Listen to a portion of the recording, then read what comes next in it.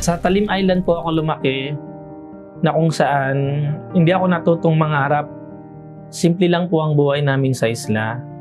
Sapat na sa amin yung makakain kami ng kanin at ulam. Sa lugar namin sa isla, nakita ko yung sitwasyon na napakaraming matatanda na kailangan pa rin nilang magtrabaho para masuportahan o masustain yung pangangailangan ng kanilang pamilya. Ang aking lola po kasi nagkasakit at never po siyang nadala sa hospital.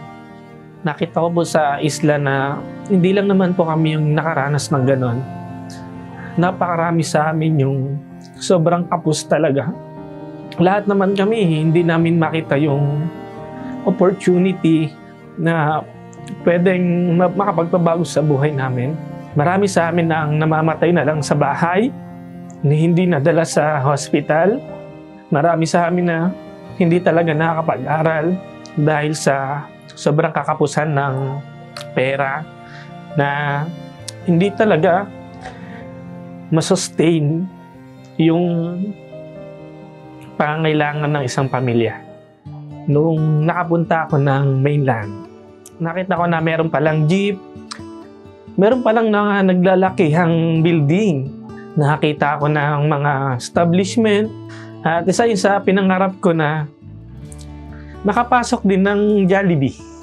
At syempre, napagbigyan ako ng nanay ko noon. Pagpasok ko, nagubad ako ng tsinelas. Nagulat yung guard sa akin na tinawag niya talaga ako. Sabi niya sa akin, "Boy, bakit mo iniwan yung tsinelas mo? Pasok mo." So yun, sabi ko, nakatiles po kasi baka kasi madumihin yung sahig.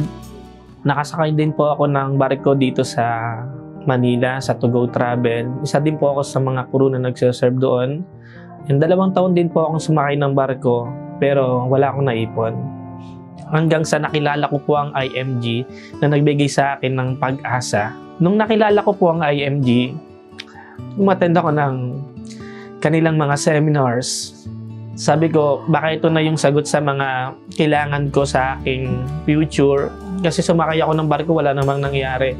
Inaral ko siya sa loob ng 4 na buwan. Kasi ayaw ko din talagang ma-scam. Napapakinggan ko yung mga konsepto ng tinuturo ng IMD na sabi ko para sa akin to. Kasi tagal ko nagtrabaho, pero wala akong naipon. Yung tipong may gusto akong bilhin, pero hindi ko mabili. Kasi wala na akong pera. Pero sa IMG, nabigyan ako ng pag-asa na lahat ng bagay na pinapangarap ko ay posibleng mangyari. Natuto po ako dito mag-ipon, natuto din po ako dito mag-invest, at dito ko po nakilala ang aking asawa. Ngayon, meron na po kaming isang anak, at siya po ang nagiging mas inspirasyon po namin sa IMG para mas gawin ito ng lubusan.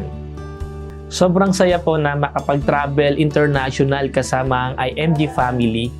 Dito, nakapag-travel kami sa iba't ibang panig po ng mundo tulad po sa Singapore, sa Malaysia, sa Taiwan, sa Macau, sa Bangkok, Thailand kung saan kasamahan ko ang aking mag-ina. And syempre, masaya na kasama ang IMG family na kung saan sila yung kasamahan mo na nangangarap dito na matupad lahat ng mga pangarap mo sa buhay.